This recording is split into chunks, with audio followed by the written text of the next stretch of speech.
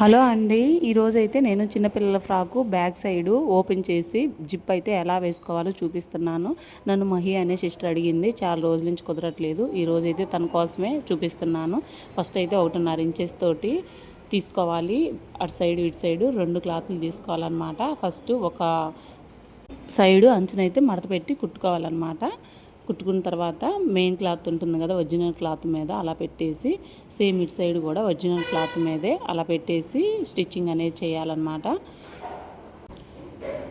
అలా చేసిన తర్వాత పైన అనేది గోరు సాయంతో అలా అనేది రఫ్ చేసుకోవాలి.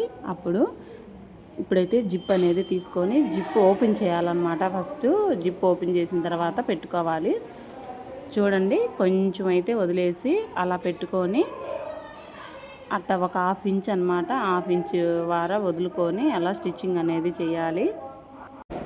నెక్స్ట్ అయితే సేమ్ అలాగే రెండో సైడ్ కూడా అలాగే పెట్టుకొని స్టిచ్చింగ్ అనేది వేయాలన్నమాట. ఫస్ట్ ఇటు సైడ్ కుట్టుకున్నాం కదా, తర్వాత అయితే వెనక సైడ్ నుంచి అలా కుట్టుకొని రావాలన్నమాట. తర్వాత అయితే దాని మీద ఒక కుట్టు అయితే వేస్తున్నాను. వేసిన తర్వాత జిప్పుని వేసుకొని కింద జిప్పు కాడైతే ఒక స్టిచ్చింగ్ వేయాలి, లేకపోతే ఊడిపోతుంది అనమాట. అలా రఫ్ అయితే కొట్టుకున్న తర్వాత ఎక్స్ట్రా ఉన్న దాన్ని కట్ చేయాలన్నమాట. ఇప్పుడైతే పైన పైపింగ్ వేసుకోవచ్చు. పైపింగ్ కోసము క్రాస్ పీస్ తీసుకోవాలి.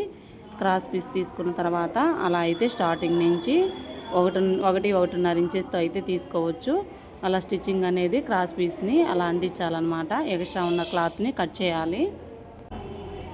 ఇప్పుడైతే సన్న థ్రెడ్ని సేమ్ అలాగే ఇటు సైడ్ కూడా క్లాత్ని తీసుకొని కుట్టాలన్నమాట.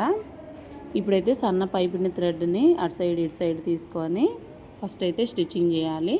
సేమ్ ఫస్ట్ ఎలాగైతే స్టిచ్చింగ్ చేసామో అలాగే రెండో సైడ్ కూడా స్టిచ్చింగ్ చేయాలి. ఇలాగే సేమ్ 2 టైప్స్ ఉన్నాయి అన్నమాట జిప్పు. ఇప్పుడు నేనైతే ఒక టైపే చూపించాను, ఇంకో టైప్ అయితే ఇంకోసారి చూపిస్తాను. అలా సన్నగా వచ్చింది చూడండి. లోపలికైతే అలా మడత పెట్టుకుంటూ కుట్టుకోవాలన్నమాట. అలా మడత పెట్టుకుంటూ కుట్టుకుంటే ఫిట్టింగ్ అనేది చాలా బాగా వస్తుంది. అలాగే సేమ్ రెండో సైడ్ కూడా అలాగే స్టిచ్చింగ్ అనేది వేయాలి.